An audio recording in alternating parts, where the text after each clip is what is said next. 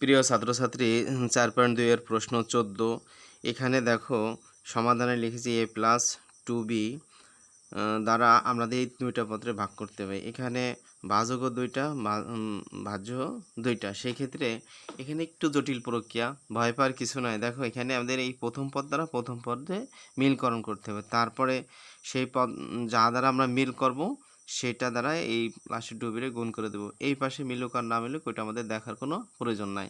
দেখো সেই ক্ষেত্রে আমাদের লাগবে plus a cube B square. তাহলে আমাদের শুরুতে আমাদের আছে কি প্লাস এ আছে, তাহলে আমরা এখানে প্লাস নেব। দেখো এই প্লাস আর এই প্লাস গুণ করলে প্লাসে প্লাসে প্লাস, যেহেতু শুরুতে বসবে সেই ক্ষেত্রে আমাদের এখানে প্লাস দেওয়ার কোনো প্রয়োজন নাই।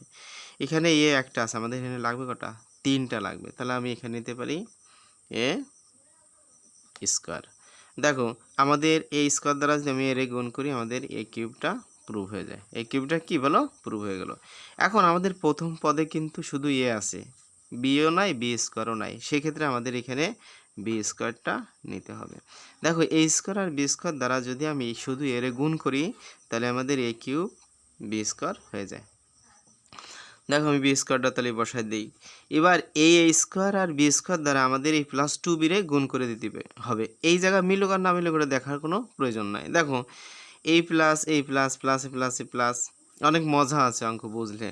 দেখো এ স্কোয়ার বি স্কোয়ার দ্বারা আমি 2b রে যদি গুণ করি তাহলে এর সাংখ্যিক সহগ কিন্তু 1 আছে, এর সাংখ্যিক সহগ দ্বারা 2 রে গুণ করলে 2 কে 2।